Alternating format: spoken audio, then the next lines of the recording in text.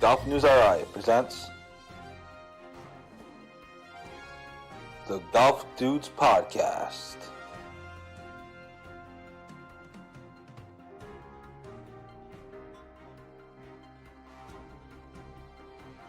Here are the dudes. Hey, what's up, everybody? Happy Thursday night. I'm Joe Calabro. Joining me is Golf News RI co-founder Rich Capali. Hope everyone had a great Thursday. It was a beautiful day. We played some golf today. Right? Yeah, we had a great round today. It was pretty ugly. Well, actually, we did okay. I had a decent round. So in case you're wondering where the heck we are, we're not in Rich's house. We're not in my house. We're actually both in the studio with a producer right across from us. So if something goes wrong, I can punch him in the face. Yeah. And so, yeah, believe it or not, we're both in the studio. First time both of us are in the studio. We're figuring it all out. It's actually a great spot down here in Providence, so thanks to Pat Ford for that. But anyway, enough of the pleasantries. Let's get down to business. Joining us, as you can see, is the co-founder, I believe, of Pin Golf, who we just launched a partnership with last week, Alec Lorenzo. Alec, thanks so much for joining us. Good to see you again. Yeah, thanks for having me, guys. How we doing? We are doing well. We're doing well. Super excited about our partnership with Pinned that we launched officially last Friday. And again, if you're new, if you click on the link through our website, you can get a discount off of your Pinned Rangefinder or really any other products. But obviously, the Rangefinder is the big thing they're pushing. Is their big thing? And so again, you can click on the graphic on our website. It was in the preview for today's show, and it's all over the place. So really an awesome thing, and we were super excited to launch a partnership with them. Alec, just talk about, obviously you guys, as I know, you've been around for about 3 years, but just talk about where you got the idea from, how the whole thing started, and where you guys are kind of now. Yeah, first, we're pretty stoked to partner with you guys as well. I think when we had met at the Cape Cod pilgrimage, it was cool just to kind of hear your story, and it was sort of a no-brainer for us. So again, being local in New England and hearing your guys' story, we love partnering up with guys in New England, sort of trying to disrupt the golf industry and do their own thing. So, but Pinned started it, like you said, just under 3 years ago, just around the idea that golf is just too expensive. It is too expensive. And more specifically, golf technology was just outrageous. So rangefinders, GPSs. So you're 2 years out of school. We decent golfers. I mean, not scratched by any means, but we were playing probably 2 or 3 times a week. And we got to a point where we're just like, hey guys, like, what do you think about a rangefinder? So me and my 2 partners would play all the time. And this is, like I said, 2 years out of school. So student loans are hitting. Entry-level salary job, barely making anything, or paying rent for the first time, or living on our own for the first time. So expenses are just adding up, and the golf rangefinder was pretty low on the totem pole for things that we just wanted to splurge on, but we knew it would help our game. So we kind of set out to see if there were cheaper alternatives out there. And what we soon realized was that there really wasn't.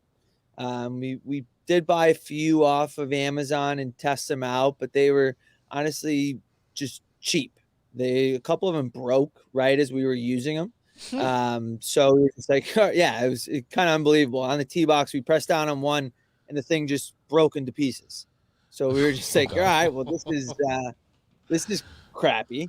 So that was kind of like the aha moment of like, hey, there actually might be an avenue for something along these lines. And the 3 of us always sort of had this entrepreneurial spirit. We would always kind of shoot the shit about ideas and what do you think about this? Like, you think there's a market for that?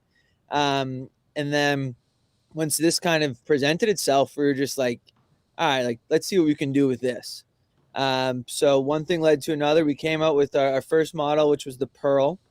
Was honestly kind of a proof of concept. We were like, hey, we don't want to spend this kind of coin on rangefinders, but they're charging that amount of money for a reason. Maybe people are just accepting that.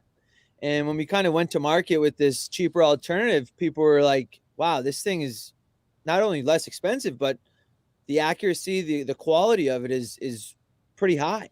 So sure enough, our sort of intuition was right. And these things just kind of started moving. And next thing we know, fast forward 2.5 years, it's gone from a side hustle for the 3 of us to 2 months ago, I actually quit my full-time job that I had been at for 5.5 years to do this full time.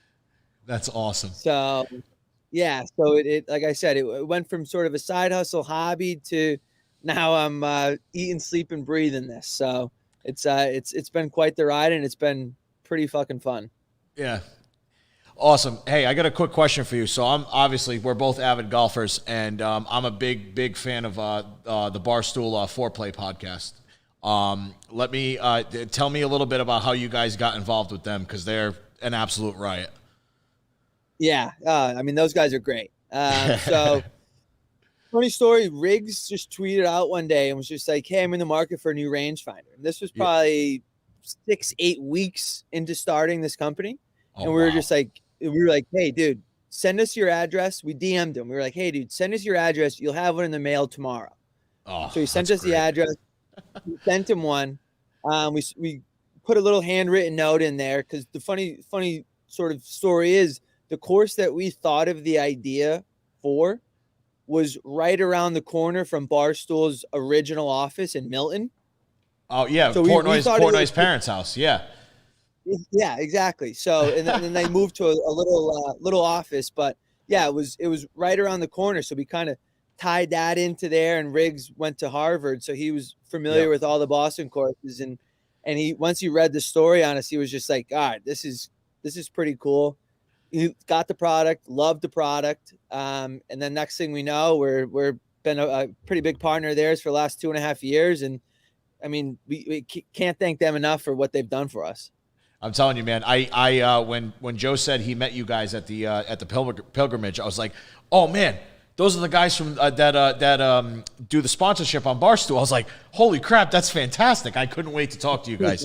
But yeah, I'm a big foreplay guy. I listen to it twice a week and everything like that. But it's great to see you guys going that national, because they're a huge deal.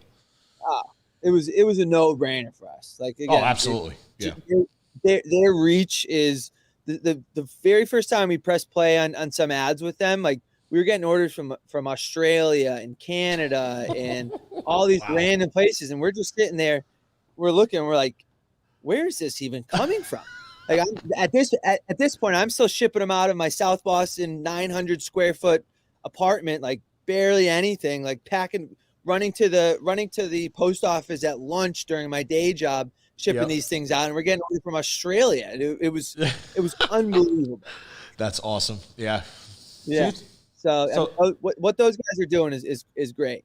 Oh, their reach is like unsurmountable. They're reaching everywhere. Like you said, Australia, when they went to the President's Cup, PGA Championship, especially with the LTP this past weekend with the whole debacle with the NCAA. They're just phenomenal, doing crazy amounts, and the bars they don't get enough credit. That's what I'm saying. They really don't, and it's all authentic, because honestly, at the end of the day, they're like guys who were kind of at the right place at the right time and got linked into it, and now, I mean, they're fans of all these guys that they're getting on. I mean, they had DJ on their podcast. I know, today. I saw. Yep. Like Dustin Johnson, dude. Like, I know. You told those guys 5 years ago, like, you'd be interviewing Dustin Johnson, the Masters champ, they'd probably laugh in your face. Yeah. The only problem I have is Frankie's an Islanders fan, so we gotta have some words about that. Yeah. Alec, talk about when you guys started and became a real factor in the golf business or the rangefinder business. Let's talk about, did you guys get like some pushback from other major companies? I mean, we, on a smaller scale, have gotten some, not a ton, but some pushback from different parts of the golf community here. I'm just curious, as you guys started growing, like really growing, whether it was the Barstool thing or whatever it was, have you guys received pushback from competitors or established brands, I guess, is the word I'm looking for? Yeah. Funny story about that. A big name in the rangefinder industry, and I won't name drop him to give him that clout, but it rhymes with Hushnell. Nice. They about 6 months into us starting Pin, sent us a nice cease and desist. So again, we're three guys who don't know much about the golf industry besides Tiger being the GOAT and who's good. We didn't know anything about the golf industry. So, so we were using some of their trademark terms like Jolt technology. And again, we were IT sales guys. Like, we didn't know that was really even a thing. So I'm sitting in a meeting at my day job, and I get a nice email from their parent company's lawyers. And I'm sitting there, and my manager is trying to talk to me, and I'm like reading through this email, and I'm like, oh my God, what is this? I'm like, dude, we're 6 months into this, and it's about to explode in our face. So I sent it to a buddy who was in law school, and I was like, yo, what's up with this? And once we actually read through it, I got out of the meeting and read through it, I realized they weren't actually suing us or coming after us for any money. They just wanted us to get rid of their terms. So once we realized that was the case, we were like, oh, this is actually kind of sweet.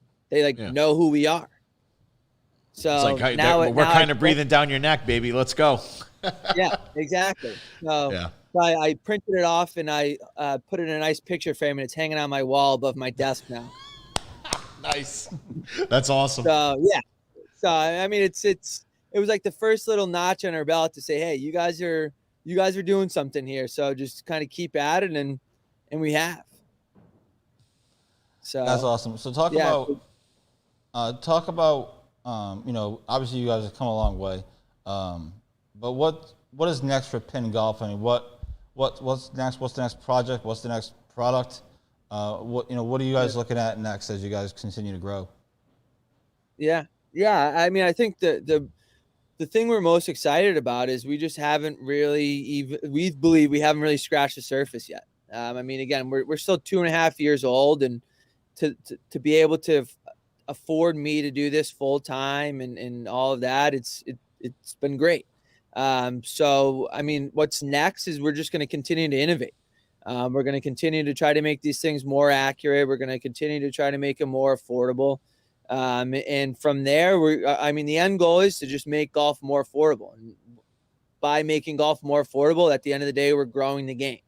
And I think that's why we're all trying to get into the industry, and why we all love the game is because it's an amazing game, and we want to see other people just come onto the course and play and get better and just grow the game, period. So, I mean, a pretty crazy stat last year, obviously during COVID, but there was 3 million new golfers who had never played before on a course, played for the first time last year. So, I mean, again, golf technology is only... That's right up your wheelhouse. Exactly. So, I mean, golf technology isn't going away anytime soon. It's becoming more robust. It's gone from a nice to have accessory to almost a necessity, right? Like, I never had a rangefinder before I started Pin, and now I never play golf without it. Because you kind of need one, especially if you're playing different courses. And again, in today's day and age, I can't get a tee time unless I book it a week and a half in advance. So I'm playing different courses all the time. So definitely knowing your distance is huge. I mean, yeah, it's crazy because, other companies have like apps that you use for the GPS and stuff like that. But when you actually use like an actual laser or an actual rangefinder, it's a little bit different. And then you add the slope. I know one of your models has the slope and everything like that. It like people are like, oh, no, I paid for this. Like, it's a joke. No, it actually works. You know, you're going off the tee. You want to know where how far it is to that bunker on the right or something like that. You normally can't get an accurate reading with an app or something like that. When I use a rangefinder, that's what I want to know. 100%. Yeah. And I've used some of those apps before, and again, sometimes they're just really off. Like, I'll be sitting in the middle of the fairway, like a couple yards in front of the 150 marker, and it's telling me I'm 180 yards off, and it's got to do with the satellites and all of that. But it's just I'll have my buddy be using an app, and we've been members at our course for almost 10 years, and I'm like, dude, there's no way that's like 160 yards. It's got to be like 140. Yeah. And then Yeah. sure, shoot, I'll laze it, and I'm like, dude, it's like 135. You know what I mean? Yeah. So Oh. so the technology that you guys like, especially with you guys, like you guys doing the affordable rangefinder, man, I'm seeing prices like upwards of like $500 almost. And for you guys to put out a product that's good, if not maybe better, through your innovation and stuff like that is fantastic. Because I mean, not for nothing, like you said, golf is expensive. You got clubs, you got a whole set of clubs that all cost different amounts individually. And then you got a membership and or greens fees and a cart fee. It gets out of control. Yeah, no, and it's crazy. Like I mean, clubs, bags, shoes, greens fees, beers, hot dogs at the turn. The most essential things, you know.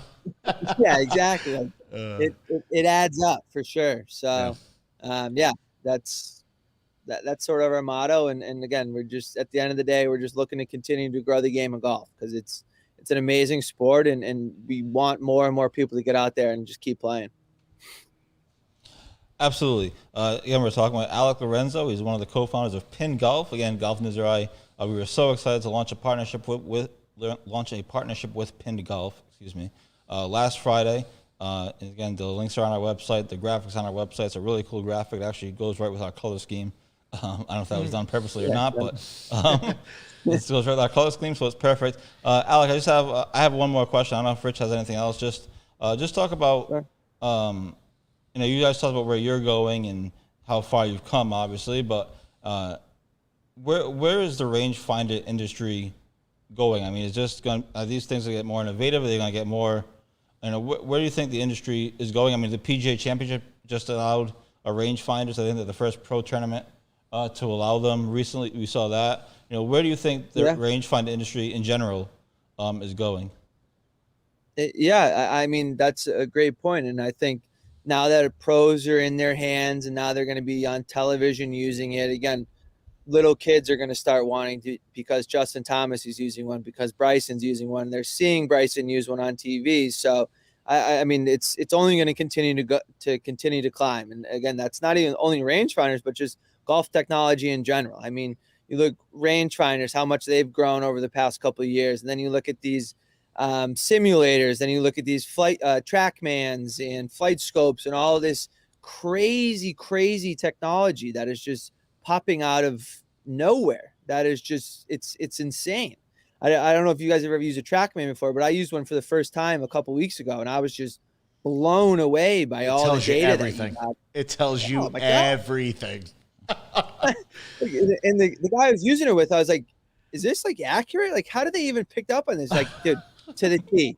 And I'm like, that is incredible, dude. Yep. So you're going to see a lot of innovation in the rangefinder space over the next couple of years for sure, and golf technology in general. It's only on the up, and it's definitely not going anywhere. I mean, your eyes must have lit up when the PGA announced that it could use rangefinders. Your eyes must have been like wide. It was like, yes, baby, let's go. Yeah. It was on like a random Tuesday that the president came out. It was just like, yeah, by the way, rangefinders or distance measuring devices are now allowed at tournaments, and this is the first one that we're going to be able to allow it at. And we were just like, wait, excuse me, what did you say? like did I just hear that correctly? Because it literally came out of nowhere. Like, obviously it was always a pipe dream, like seeing rangefinders on TV, but now it's like, okay, wow, shit, it's here. Let's do it. We're really doing this. Yeah, exactly. But yeah, it was cool to. Oh no, go ahead. I was just gonna say it was cool to see guys using them on the this past weekend, and again, you're gonna just continue to see more and more of that. Yeah, absolutely. Last thing for me, Alex. Good to see you guys are doing great. Happy for all the stuff you guys have done. And I look forward to testing out your product. Good luck in the future.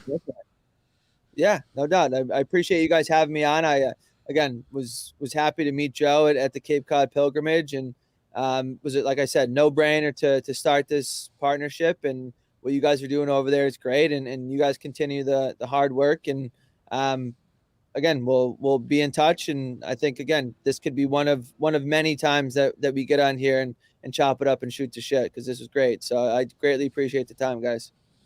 Awesome, Alec. Thank you so much for coming on the show. That's Alec Lorenzo from Pin Golf. Again, the Golf News Ride partnership with him launched last Friday. Having a lot of fun and looking forward to working with them in the future. We're going to take a quick break now. You'll get our great Golf Dudes promo that I edited. Pat's laughing at me. I guess it's not that great.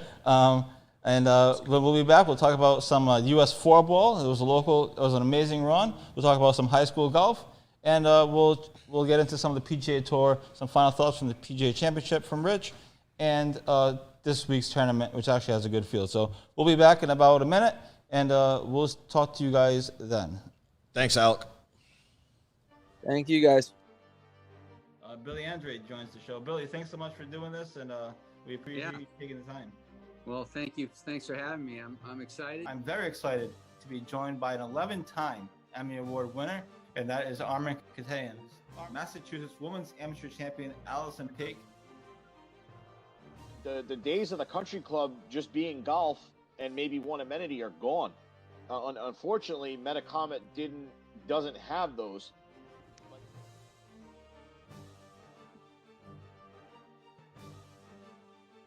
He has a very rare condition called kyphoscoliotic Ehlers-Danlos syndrome. And at the time of diagnosis, there was only 60 documented cases in the world. I mean, we legitimately played the last 4 holes at Newport National. You could not see 50 yards.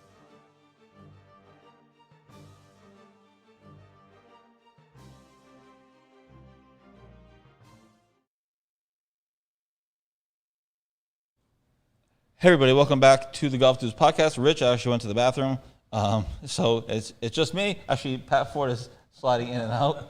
I'm not sure what he was doing, but anyway, Rich will be right back. He'll have to steal his chair back from Pat. They can fight over that. So anyways, thanks to Alec Lorenzo for coming on. Hope you guys all enjoyed the interview and all buy their products via our website.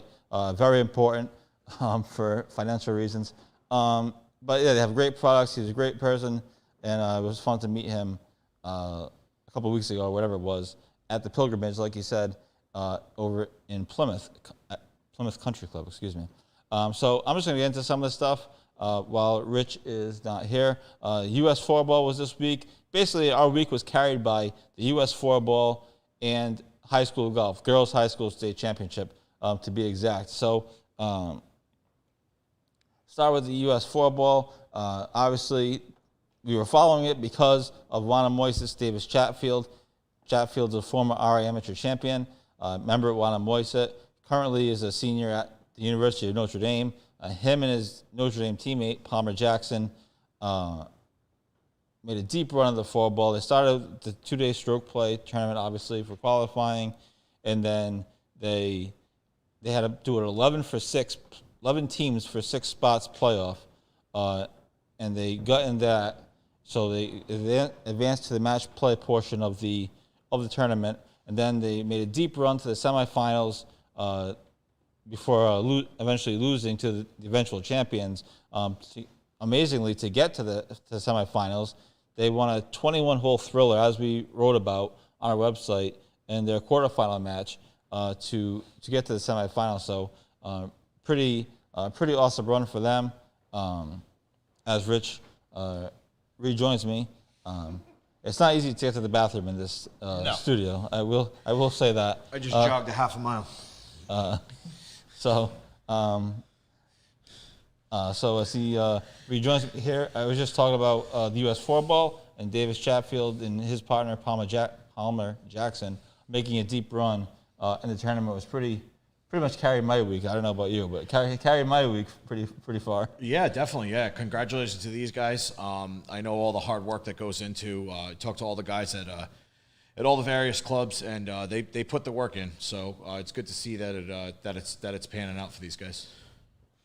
Totally. So they lost in the semifinals, as I said, and they actually lost to the eventual champions, who were from Florida, and the U.S. final actually went extra holes as well. Kind of like their quarterfinal match. So I was saying that Chatfield and Jackson, their quarterfinal match went 21 holes on Tuesday night.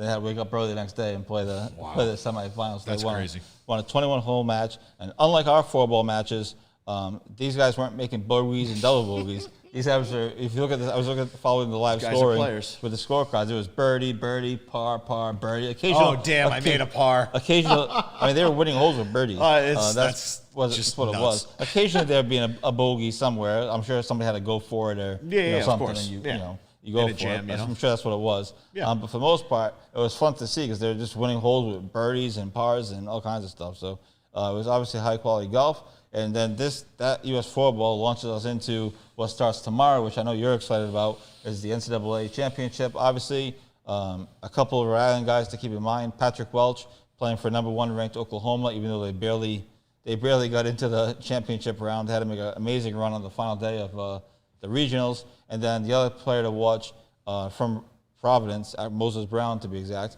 is Will Dixon. He plays at Georgia Tech. And they're back in the final as well. Notre Dame, unfortunately, didn't make it. They missed the regional cut by 1 shot in their regional. So Davis Chatfield, unfortunately, and Andrew O'Leary, they didn't make it. But Will Dixon and Patrick Welch playing in the Ncaa Championship. That starts tomorrow. I think it goes till June 2nd, if I'm not mistaken. I believe it's on Golf Channel. But it's always a fun tournament. I know the women's thing just wrapped up with Ole Miss winning. But obviously cool to have some Rhode Island connections in it this year. But any thoughts on NCAA golf starting tomorrow? Yeah, now I work a 9 to 5 just like anybody, but it's nice to actually sit down after dinner and actually have some or during dinner and have some good competitive golf going. These guys, we had I got hooked when what was it, Victor Hovland and I believe that's correct, Matt Wolf were on the Oklahoma State team, and they took, I think it was either their rivals Oklahoma or maybe Ohio State or something like that. Dude, that was down to the wire. Guys hitting clutch shots. It was absolutely crazy, and I was hooked. I mean, I was hooked before, but that actually that actually grabbed me, man. Definitely check your Golf Channel listings. It starts tomorrow, and I think, would you say it runs till Wednesday? I think, or something like that. I thought the date was June 2nd, but I could be wrong. So I know it's like a process. I mean, these guys go hard. They talk a little crap after their shots. It's a really, really good athletic test for these guys. The course always plays hard. No, it's definitely, I got hooked, and it's going to be a good half a week or whatever, 5 days that this is going to be going on. Absolutely. The other reason to watch too is I'm just trying to look up when this thing actually is, just so I don't get this wrong, because it's going to be embarrassing. I can't even find it. I'll look it up. Oh, Division I Men's Golf Championship, May 28th tomorrow to June 2nd. So I was correct. It is June 2nd, yeah.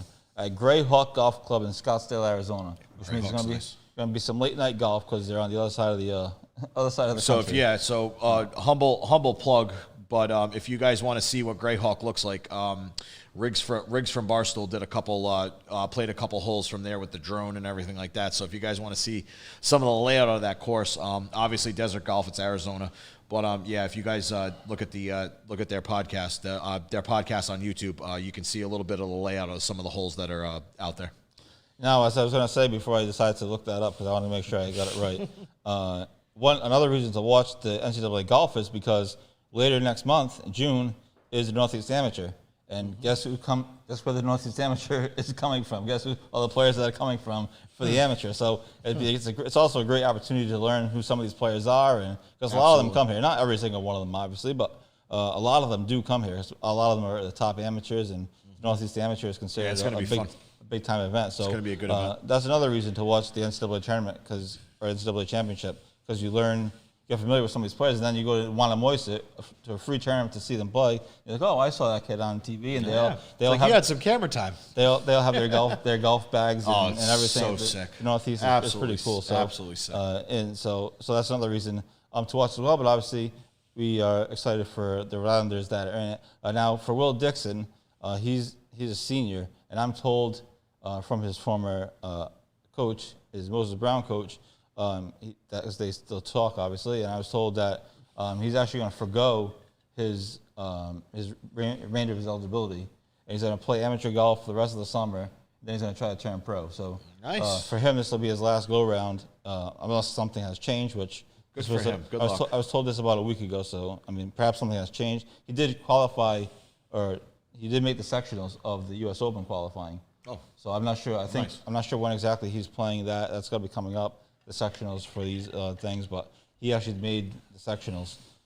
So again, I'm not 100% sure on the date of that, but we'll obviously have it covered. Real quick plug, or actually, let's go to high school golf real quick. I just want to mention Brooke Brennan won the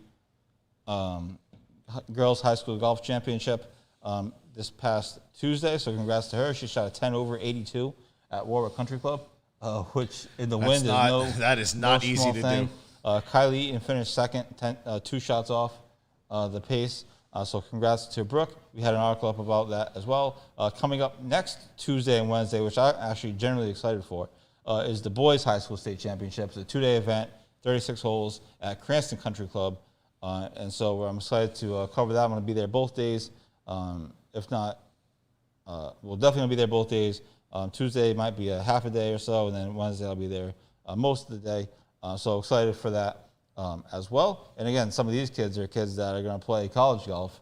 Some of the top players, Harry Grimes, Harry Dessel, Ricky Angeli, who's the Hendricken coach's son. He actually qualified for the RI Amateur this past Monday. Nice. By the way, congrats to everybody else that had qualified as well. The top 22 made it. A special shout out to my guy, Derek Audette, for finishing first in the qualifier.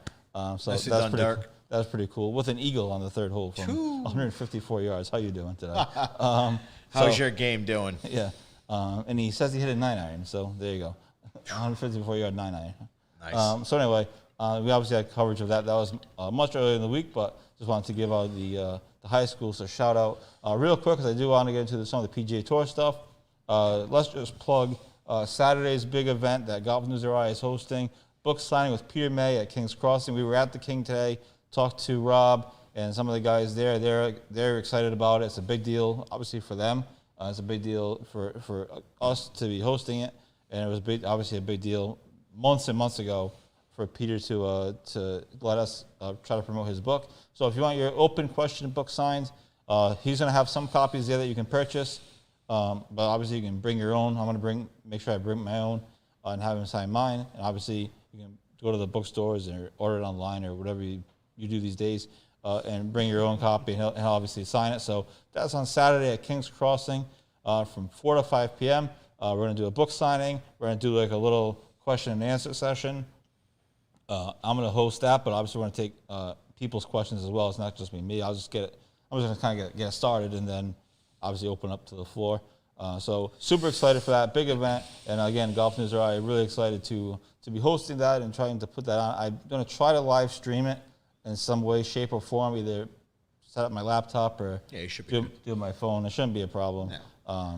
So just so people can watch the question and answer. Obviously, we'll have pictures and all those other things as well. So, and Peter came on our podcast a few weeks ago, however long ago it was. So it was fun to talk to him. So that's coming on Saturday. Any information, feel free to reach out to me. Feel free to reach out to Rich or whatever if you want, and we'll get you steered in the right direction. But that's Saturday from 4 to 5 p.m.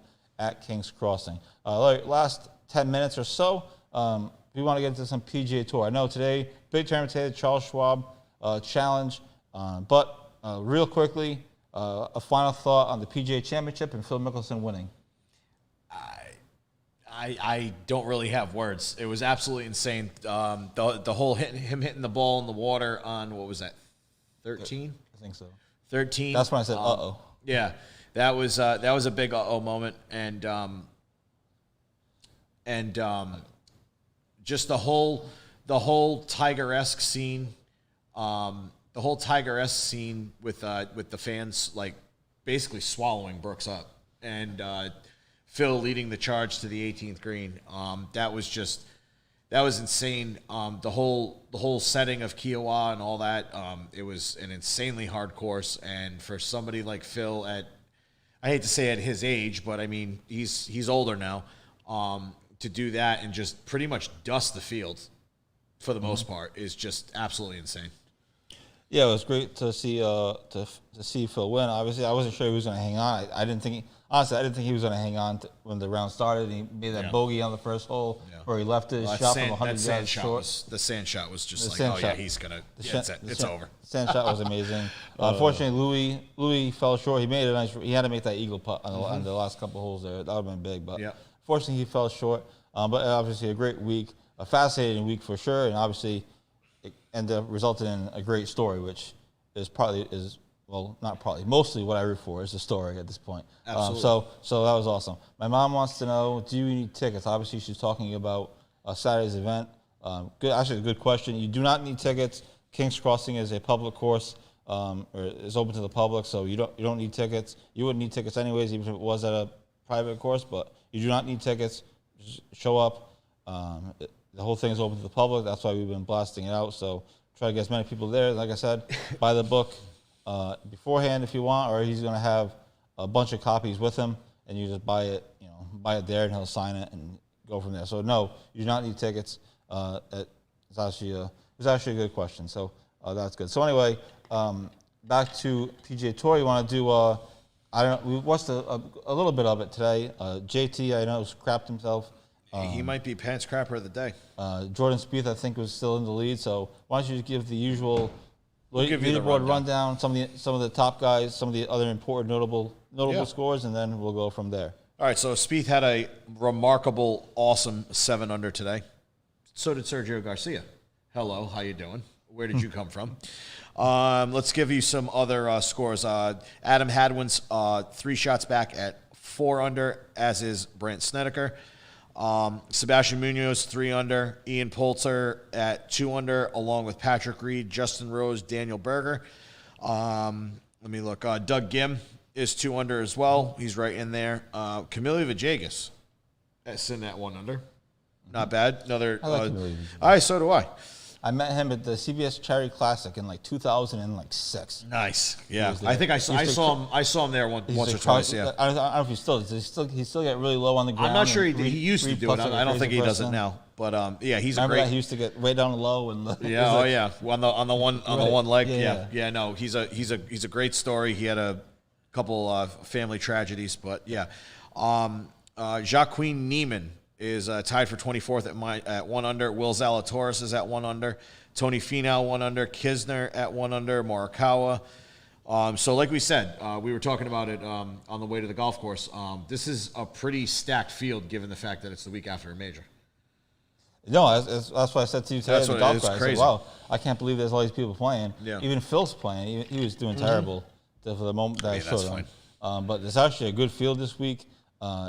And like you said, it's the week after a major. Usually these tournaments like staying. And plus, the U.S. Open's only like 3 or 4 weeks away, whatever it was. Yeah, like 3.5 weeks or something. So less than a month. I was surprised that it's such a great field. Obviously, sponsors have something to do with it for some of these guys. That's the part of professional golf. You go where your sponsor tells you to go. Absolutely. But certainly surprised that it's a good field this week. Are you surprised what we saw out of Jordan Spieth, or are you surprised out of Sergio? Obviously, Sergio was kind of surprised. Nobody saw that, but. So I'm thinking that I just think that I know a lot of the guys haven't played Kiowa before. So like I said, I had Spieth, JT, and another person, whatever.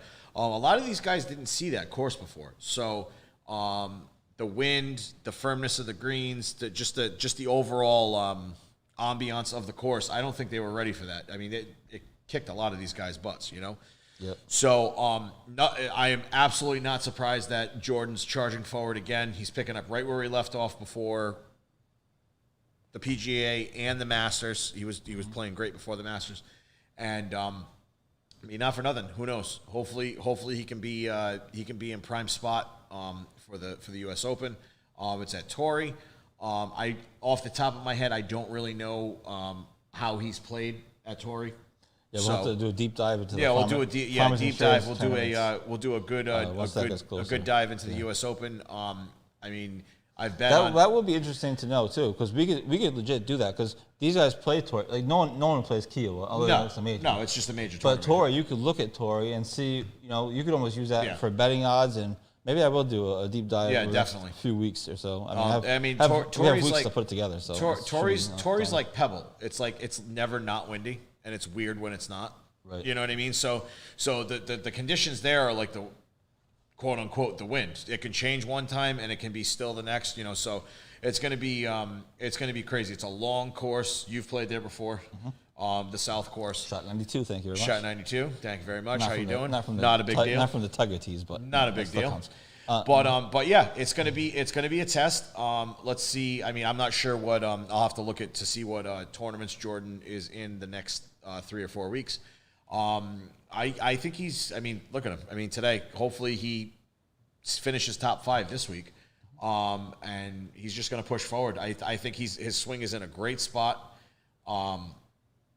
And yeah, we'll see how it goes. Last topic for me, and then we'll get out of here. Is obviously it was announced this week there's going to be another match. I think it's the 4th installment of the match.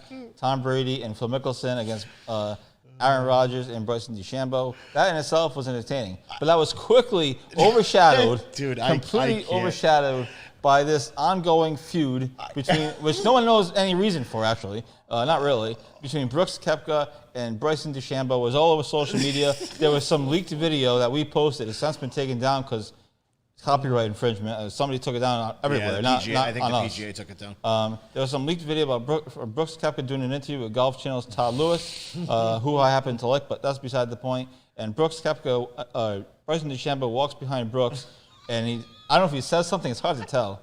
And Brooks rolls his eyes, completely loses his train of thought, drops it like an F-bomb or something, and loses his mind. Now, no one actually. The best part of that video, like I said on my own Facebook post, is no one knows where it came from. It didn't air on Golf Channel. It was on for like what? It was on for like 6 hours. Like it broke late last night. No, I'm talking about it was aired. It was before it was taken down. It was like what 6 to 10 hours maybe. Oh, it was up the night. Somebody leaked it the night before. Yeah. So and I posted up the very next day. So what is real quickly? We only have technically a minute left or so, but.